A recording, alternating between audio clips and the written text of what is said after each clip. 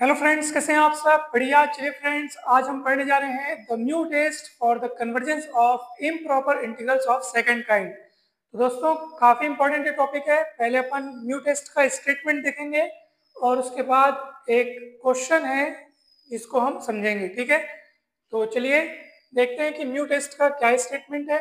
मान लीजिए कोई फंक्शन है एफ एक्स, जो कि बाउंडेड है और इंटीग्रेबल है in the interval A plus epsilon से बी। ठीक है, इस इंटरवल में ये फंक्शन जो है वो बाउंडेड और इंटीग्रेबल है, जहां पे एप्सिलॉन जो है वो पॉजिटिव है अर्थात जीरो से बड़ा है तथा बी माइनस ए से छोटा है। मान लीजिए कि फंक्शन यदि x इक्वल ए पर क्या है, अनबाउंडेड है, अर्थात x इक्वल ए जो है वो इस फंक्शन का कैसा पॉइंट है, पॉइंट ऑफ डिसकंटिन्यूटी। ठीक है, इन्फिनिट डिसकंटिन्यूटी। ठीक है, x इक्वल ए इस फंक्शन के लिए कैसा बिंदु है, पॉइंट ऑफ इन्फिनिट डिसकंटिन्यूटी, अर्थात अनंत असांतत्य का बिंदु है ये x इक्वल ए। ठीक है, ये अपन मान रहे हैं, तो क्योंकि इसको मानेंगे तो इसके हिसाब से फिर नियम लगेगा। ठीक है ना भाई? तो चलिए, तो इसमें तीन बातें लिखी हुई हैं और उसके बाद जब हम सवालों को बनाएंगे तो देखेंगे कि इन तीनों बातों में से कौन सी बात फिट हो रही है। उसके आधार पर फिर हम वहां पे निष्कर्ष निकालेंगे, अर्थात हमारा जो रिजल्ट रहेगा उसके आधार पर फिर अपन वहां पे उसको लिखेंगे। तो चलिए देखते हैं कि पहले नंबर में क्या लिखा हुआ है। If limit x tends to a plus, अर्थात आप समझ गए होंगे कि यहाँ पे राइट हैंड लिमिट है। ठीक है, limit x tends to a plus x minus a की घात में म्यू इंटू एफ एक्स, यदि ये लिमिट एग्जिस्ट कर रहा है और नॉन जीरो है। ठीक है, एग्जिस्ट कर रहा है और नॉन जीरो फाइनाइट वैल्यू अगर अपने को मिल रहा है। ठीक है, यदि ये लिमिट एग्जिस्ट कर रहा है तथा नॉन जीरो फाइनाइट है, तब ऐसी स्थिति में ये integral a to b f x d x ये कन्वर्ज करेगा, यदि और केवल यदि म्यू की वैल्यू 1 से छोटी हो। ठीक है, यदि और केवल यदि म्यू इज लेस देन 1, तब ये इंटीग्रल क्या होगा दोस्तों, कन्वर्ज करेगा। ठीक है, चलिए दूसरे नंबर में क्या लिखा है देखते हैं अपन। यदि म्यू की वैल्यू मान लीजिए 1 या 1 से बड़ी है और इस प्रकार है कि भैया ये जो लिमिट है वो एग्जिस्ट करता है और नॉन जीरो है, कौन सी limit, limit x tends to a plus x minus a की घात में म्यू एफ एक्स, यदि ये लिमिट एग्जिस्ट कर रहा है और नॉन जीरो है, और कौन सी स्थिति में, म्यू इज ग्रेटर देन और इक्वल टू 1 वाली स्थिति में, तब ऐसी स्थिति में ये इंटीग्रल क्या करेगा, डाइवर्ज करेगा, अर्थात अपसारी होगा। ठीक है, ठीक, तो इस स्थिति में ये इंटीग्रल डाइवर्ज करेगा और ये पहले वाले पॉइंट पे जिसमें ये लिमिट एग्जिस्ट कर रहा है और नॉन जीरो फाइनाइट है, तो ये इंटीग्रल कन्वर्ज करेगा अर्थात अभिसारी होगा, यदि और केवल यदि म्यू 1 से छोटा है। ठीक है, तीसरे नंबर में क्या लिखा है, यदि म्यू की वैल्यू 1 या 1 से बड़ी है, इस प्रकार है कि ये लिमिट की value, limit x tends to a plus x minus a की घात म्यू इंटू एफ एक्स, यदि ये लिमिट की वैल्यू जो है अनंत या माइनस अनंत होती है, इन्फिनिटी या माइनस इन्फिनिटी होती है, और कौन सी स्थिति में, यदि अपने पास म्यू इज ग्रेटर देन और इक्वल टू 1 है। ठीक है, म्यू इज ग्रेटर देन और इक्वल टू 1 की स्थिति में यदि ये लिमिटिंग, ये जो लिमिट की वैल्यू है अगर वो अनंत या माइनस अनंत होती है, तो ऐसी स्थिति में ये इंटीग्रल क्या करेगा, डाइवर्ज करेगा, यानी कि a to b integration a to b f x d x, ये क्या करेगा, डाइवर्ज करेगा। तो ये तीन स्थितियां हो गई दोस्तों। अब हम यहाँ पर हमने एक इंटीग्रल लिखा हुआ है और हम लोग इस इंटीग्रल के कन्वर्जेंस की जांच करेंगे इस टेस्ट की मदद से। ठीक है, तो चलिए, अब देखो यहाँ पे हमारे पास जो इंटीग्रेंट है, यानी कि जिसका समाकलन यहाँ किया जा रहा है, तो यहाँ पे एफ एक्स कौन है, 1 upon root over x into x minus x into 1 minus x. ठीक है, एक्स इंटू 1 माइनस एक्स, तो यहाँ पे एफ एक्स हो गया। ठीक, साफ साफ पता चल रहा है कि अब देखो यहाँ पे 0 और 1 दोनों ही बिंदुओं पे एफ एक्स जो है वो अनबाउंडेड है। कैसे, एक्स के स्थान पर अगर आप 0 रखने का सोचोगे तो 1 अपॉन 0 क्या होता है, अनंत होता है, अर्थात एक्स इक्वल 0 पे अनबाउंडेड है, यानी कि x इक्वल 0 इस फंक्शन के लिए पॉइंट ऑफ इनफिनिट डिसकंटिन्यूटी है।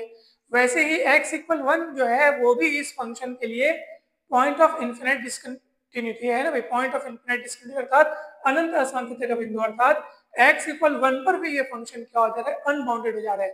तो दोस्तों, अब हमें क्या करना होगा, अब चूंकि लोअर लिमिट और अपर लिमिट अर्थात दोनों ही बिंदुओं पर ये फंक्शन अनबाउंडेड हो जा रहा है, तो ऐसी स्थिति में हमको इस इंटीग्रल को दो भागों में तोड़ना होगा। ठीक है, तो अपन कोई एक नंबर ले लेंगे a, जो कि 0 और 1 के बीच रहेगा, और इस इंटीग्रल को दो भागों में तोड़ देंगे। पहला भाग आप ले लीजिए 0 से a तक के और दूसरा a से 1 तक के। तो इस तरीके से अपन ने इस इंटीग्रल को दो भागों में तोड़ दिया और इसको कह दिया I1, इसको कह दिया I2। ठीक है, मान लिया बने कि ये वाला हिस्सा I1, ये वाला हिस्सा I2। अब हम दोनों हिस्सों के लिए अलग अलग जांच करेंगे और फिर अगर दोनों कन्वर्जेंट आ गए तो दोनों का योग अर्थात ये भी क्या हो जाएगा, कन्वर्जेंट हो जाएगा। दोस्तों इसको दो भागों में तोड़ने की आवश्यकता क्यों पड़ती है, वो इसलिए कि क्योंकि देखो लोअर लिमिट और अपर लिमिट दोनों ही बिंदुओं पर जो फंक्शन है वो अनबाउंडेड हो रहा है। ऐसी स्थिति में हम दो भागों में इसको इसलिए तोड़ लेते हैं इस इंटीग्रल को, ताकि हम एक समय पे किसी एक पॉइंट के लिए कन्वर्जेंस की जांच कर सके। समस्या आधी आधी बढ़ गई है ना भाई। अगर हम इसको दो भागों में नहीं तोड़ते तो हम दोनों पॉइंट पर एक साथ कन्वर्जेंस की जांच कैसे कर पाते, क्योंकि हम जो भी नियम लगाते हैं वो किसी एक बिंदु के लिए लगाते हैं। जो भी ये टेस्ट बना है वो किसी एक पॉइंट पर बना है ना भाई। तो इसलिए हम इसको दो भागों में बांट लेते हैं ताकि एक समय पर हम एक पॉइंट पर कन्वर्जेंस की जांच कर सके। तो जैसे ये वाला हिस्सा है I1 को लेकर आप आगे बढ़ेंगे। अब बताइए यहाँ पे ए जो है वो प्रॉब्लमेटिक पॉइंट नहीं है, क्योंकि ए पर ये कुछ गड़बड़ नहीं कर रहा है, परंतु जीरो यहाँ पे प्रॉब्लमेटिक पॉइंट है। जीरो यहाँ पे प्रॉब्लमेटिक पॉइंट है, जीरो यहाँ पे प्रॉब्लम क्रिएट कर रहा है, क्योंकि जीरो पर ये फंक्शन जो है वो अनंत हो जा रहा है। तो ऐसी स्थिति में हम यहाँ पे जो जांच करेंगे वो जीरो के लिए करेंगे। अब यहाँ पे म्यू का मान हमको चुनना है, म्यू का मान हमको सोचना है। तो प्रश्न ये उठता है कि सर म्यू का मान कैसे चुना जाए। तो दोस्तों जिस चीज के कारण प्रॉब्लम क्रिएट हो रही है ना, आपको उसी को ध्यान में रखते हुए आपको म्यू का मान चुनना है, ठीक है। जैसे यहाँ पे आप देख सकते हैं कि प्रॉब्लम क्रिएट क्यों हो रही है। तो जीरो यहाँ पे प्रॉब्लम क्रिएट कर रहा है, क्योंकि जीरो रखने से अनंत हो जा रहा है। यहाँ पे जो आप देख सकते हैं एफ एक्स हमारा कौन है, 1/√x इंटू 1 - x। ये जीरो पे प्रॉब्लम क्रिएट कर रहा है, जीरो इसका पॉइंट ऑफ इनफिनाइट डिस्कंटिन्यूटी है। तो ऐसी स्थिति में आप ये देखो कि इनमें से कौन सा ऐसा हिस्सा है जो जीरो के कारण मतलब जीरो पर प्रॉब्लम क्रिएट करे। तो यहाँ पे जैसे जीरो रखोगे तो 1 - 0 में 1 - 0 मतलब 1। तो ये वाला हिस्सा प्रॉब्लम क्रिएट नहीं कर रहा है, ये वाला हिस्सा कर रहा है, क्योंकि यहाँ पे जीरो रखने से 1/0 अनंत हो जा रहा है ना भाई। तो उसमें क्या लगा है, रूट लगा है। रूट मतलब क्या होता है, पावर में हाफ, इसलिए म्यू की वैल्यू अपन हाफ चुने। तो म्यू की वैल्यू आपको इस तरह से चुननी है कि जब कभी आप ये वाला लिमिट जब लगाओगे तो वो चीज कट जाए जिसके कारण प्रॉब्लम क्रिएट हो रही थी। अब देखो, अच्छा अब लिमिट लगा रहे हैं अपन, ठीक है। जीरो पे प्रॉब्लम क्रिएट करे, जीरो यहाँ प्रॉब्लमेटिक पॉइंट है, जीरो पर आप कन्वर्जेंस की जांच कर रहे हो, इसलिए limit x tends to zero लिखोगे। और जीरो प्लस अर्थात राइट हैंड लिमिट। क्यों, क्योंकि ये लोअर लिमिट है, इसलिए राइट हैंड लिमिट हम लोग यहाँ पे लगाएंगे x - 0। x - 0 क्यों, क्योंकि वास्तव में आप इससे कंपेयर करके देख लो। जब इंटीग्रल हमारे पास रहता है a to b वाला, जब इंटीग्रल रहता है, ठीक है, a to b वाला जब हमारे पास इंटीग्रल रहता है तो x - a लिखते हैं। जैसे ये x tends to a plus है ना, अगर a इसके लिए प्रॉब्लमेटिक पॉइंट है, अगर a इसके लिए प्रॉब्लमेटिक पॉइंट है तो हम x tends to a plus लिख करके x - a करते हैं, और उसी a की जगह अभी यहाँ पे आपको जीरो दिखाई दे रहा है। तो इसलिए x - a के स्थान पर, तो a के स्थान पर क्या वहां पे जीरो है, तो x - 0 के पावर में mu into F x. Mu का मान हमने 1/2 चुना है, x - 0 मतलब x पावर में 1/2 इंटू एफ एक्स है, तो एफ एक्स की वैल्यू रख लिए। अब देखो x की पावर में 1/2 यानी कि रूट एक्स, और रूट एक्स कट जाएगा, x टेंड्स टू जीरो यहाँ पे आप अप्लाई करोगे तो क्या होगा दोस्तों, है ना भाई, x tends to zero plus यहाँ पे अप्लाई करोगे तो 1 - 0 यानी 1, 1/1 यानी 1, कुल मिला के आपको 1 मिल जाएगा। तो देखो अपने को फाइनाइट वैल्यू मिल गया, फाइनाइट वैल्यू है, साथ ही साथ ये नॉन जीरो है, नॉन जीरो फाइनाइट वैल्यू अपने को मिल गया। अच्छा एक और बात, तो म्यू का मान 1/2 हमने क्यों चुना था, उसका कारण भी अब आपको पता चल गया होगा, क्योंकि जिस कारण से वो प्रॉब्लम क्रिएट कर रहा था ये जीरो। देखो ना, अगर मान लो ये x नहीं होता यहाँ पे, ठीक है, ध्यान से देखिएगा, अब ये जीरो कोई प्रॉब्लम क्रिएट कर रहा है क्या, आप बताओ, नहीं कर रहे हैं। 1 - 0 यानी 1, √1 यानी 1, 1/1 यानी 1, कोई दिक्कत नहीं है। लेकिन इसके होने के कारण अब जीरो इसके लिए पॉइंट ऑफ इनफिनाइट डिस्कंटिन्यूटी बन गया था। तो उसी x को ध्यान में रखते हुए उसकी पावर को देखो, तो रूट लगा है मतलब पावर हाफ है, तो म्यू का मान हाफ अपन लिए हैं। अब आपको समझ में आ गया होगा कि म्यू का मान कैसे चुनते हैं, ठीक है। तो ये 1 हो गया, म्यू की वैल्यू हाफ है जो कि लेस देन 1 है, और म्यू लेस देन 1 वाली स्थिति में, ठीक है, म्यू लेस देन 1 वाली स्थिति में ये इंटीग्रल क्या होता है, कन्वर्ज करता है। तो ये इंटीग्रल क्या होगा, कन्वर्ज करेगा एट x = 0, यानी कि हम जांच किस पर कर रहे थे, बिंदु x बराबर 0 पर कर रहे थे, तो बिंदु x बराबर 0 पर ये इंटीग्रल जो है वो कन्वर्ज करेगा। कौन सा, ये I1 जिसको हमने कहा है, ठीक है, 0 से a है ना भाई, समाकलन 0 से a f(x) dx। तो ये पहले हिस्से की जांच हो गई। अब दूसरे हिस्से को लेंगे अपन, जिसको अपन ने I2 कहा है, जो a से 1 वाला इंटीग्रल है, अब उसको लेके चलेंगे। अब यहाँ पे आप देखो, यहाँ पे लोअर लिमिट कौन है, a है, वो इसके लिए प्रॉब्लम क्रिएट नहीं कर रहा है। इसके लिए प्रॉब्लम क्रिएट कौन कर रहा है, 1, क्योंकि आप देखो 1 यहाँ पे रखोगे तो 1 - 1 जीरो हो जा रहा है, अपॉन में जीरो हो जा रहा है, मतलब अनंत हो जा रहा है। अब कौन सा इससे प्रॉब्लम क्रिएट कर रहा है, ये जो रूट एक्स लिखा है ना, वो अब हमारे लिए प्रॉब्लम क्रिएट नहीं कर रहा है। रूट के अंदर जो 1 - x है ना, वो इस 1 पर प्रॉब्लम क्रिएट कर रहा है। तो 1 माइनस एक्स के पावर में कितने, तो आप बोलोगे सर रूट तो पूरे में लगा यार था, तो 1 माइनस एक्स के पावर में 1/2 है, इसलिए म्यू की वैल्यू 1/2 चुने यहाँ पे भी, ठीक है।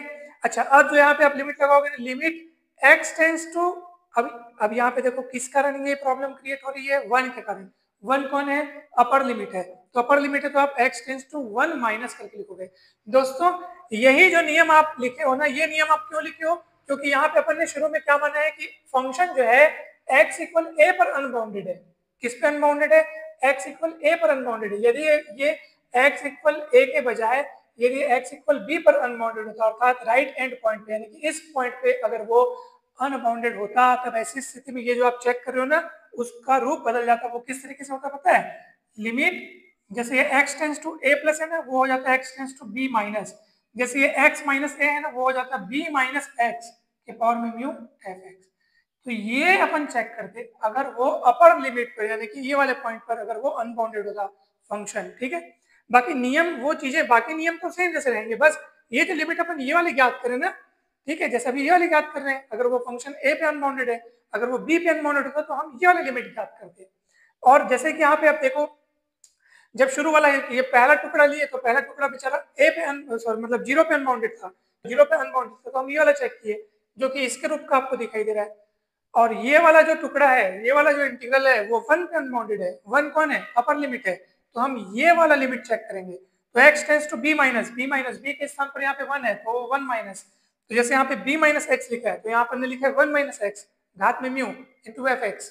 तो इस तरीके से अपन आगे बढ़े हैं, और म्यू की वैल्यू 1/2 लिख देंगे, और एफ एक्स, तो एफ एक्स की वैल्यू ये जो है उसको अपन लिख देंगे, ठीक है। तो यहाँ से देखो 1 माइनस एक्स की घात में 1/2, और यहाँ पे रूट 1 माइनस एक्स, ये सब कट जाएगा, 1 अपॉन रूट एक्स बचेगा, जो कि x टेंस टू 1 आप लगाओगे इसमें, तो वो 1 मिल जाएगा आपको, ठीक है। जो कि अपने पास फाइनाइट वैल्यू मिल रही है, लिमिट एग्जिस्ट कर रही है, और इसकी वैल्यू फाइनाइट मिल रही है। म्यू की वैल्यू कितनी है, हाफ है, हाफ मतलब कि जो कि लेस देन 1 है, ठीक है। लेस देन 1 है, इसका मतलब क्या है दोस्तों, कि ये इंटीग्रल कन्वर्ज करेगा। फिर से आप पॉइंट नंबर 1 को देख लो, म्यू लेस देन 1 है तो ये लिमिट, तो जैसे ये लिमिट है, अभी अपन ये वाली चेक किए क्योंकि ये अपर लिमिट पे अभी अनबाउंडेड था, तो अपन वो वाला चेक किए, इस रूप का भी अपन लिमिट चेक किए, ठीक है। तो शर्त ये है कि लिमिट एग्जिस्ट होनी चाहिए, नॉन जीरो फाइनाइट होनी चाहिए, जो कि अपने को मिल रही है, लिमिट एग्जिस्ट कर रही है, नॉन जीरो फाइनाइट मिल रही है, म्यू की वैल्यू हाफ है जो कि लेस देन 1 है। ऐसी स्थिति में ये इंटीग्रल कन्वर्ज करेगा, कन्वर्जेस एट x इक्वल 1। तो जब ये भी कन्वर्ज कर रहा है, वो भी कन्वर्ज कर रहा है, तो इसका मतलब ये कि दोनों का योग, अर्थात ये भी कन्वर्जेंट है, ये भी कन्वर्जेंट है, तो दोनों का योग अर्थात ये भी कन्वर्ज करेगा, और यही हमारा दिया हुआ क्वेश्चन है दोस्तों। तो इससे सिद्ध होता है कि दिया हुआ इंटीग्रल कन्वर्जेंट है, ठीक है। तो हमें पूरी उम्मीद है कि आपको ये सवाल बहुत अच्छे से समझ में आया होगा, ये टेस्ट बहुत अच्छे से समझ में आया होगा। दोस्तों अगर वीडियो अच्छा लगा हो तो लाइक करके चैनल को सब्सक्राइब जरूर करें, वीडियो को शेयर जरूर करें, और जल्द ही मिलते हैं हम नेक्स्ट वीडियो में। आप सभी को बहुत बहुत धन्यवाद, थैंक यू सो मच। इसके पहले के सारे वीडियोस जरूर देखिएगा, सभी वीडियोस के लिंक आपको डिस्क्रिप्शन बॉक्स में प्रोवाइड करा दिए जाएंगे। लेक्चर क्रमांक वाइज आपको सभी वीडियोस के लिंक मिल जाएंगे, ताकि आप शुरू से लेकर के शुरुआत करते हुए सारे वीडियोस आप देखते जाइएगा। आपको पूरा कंसेप्ट, बेसिक डेफिनेशंस, हर एक थ्योरम, हर एक क्वेश्चन सॉल्यूशन आपको बहुत अच्छे से क्लियर हो जाएगा। तो दोस्तों चैनल पर नए हैं तो जरूर जरूर सब्सक्राइब करें। ये चैनल आपको ग्रेजुएशन के सारे सेमेस्टर्स में तो मदद करेगा ही करेगा, लेकिन साथ ही साथ आगे के सभी कॉम्पिटिटिव एग्जाम्स में भी आपको बहुत काम आएगा। तो आप सभी को बहुत बहुत धन्यवाद, थैंक यू सो मच। जल्द ही मिलते हैं नेक्स्ट वीडियो में।